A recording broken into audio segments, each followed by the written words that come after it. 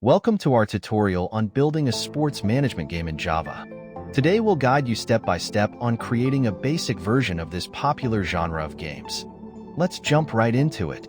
Before we start coding, let's outline what features our game will have. We'll need a player class, a team class, and a game simulation class that allows us to simulate matches between teams.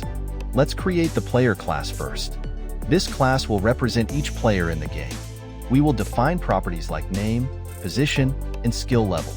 Now that we have our player class, let's create our team class. This class will manage a collection of players and provide functionality to add players and display the team's roster. With the team class in place, we can begin to simulate games. For our game simulation, we will create a game manager class. This class will handle the matchup between two teams and determine the winner. Now that we have our classes set up, let's put everything together in our main method. Here, we will instantiate our teams and players, add players to teams, and then simulate a game between the two teams. Let's now discuss how we can enhance our game. One suggestion is to add more player characteristics such as stamina and experience.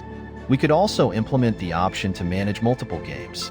Another idea is to add a simple user interface where you can select teams and view match results.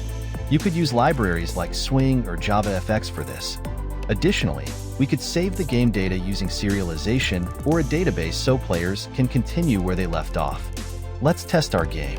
After writing the main method, ensure that you compile and run your program to check if everything is functioning as expected. Remember, game development is an iterative process. Don't hesitate to refine your code and add new features gradually. You've taken a significant step today in learning how to build a game.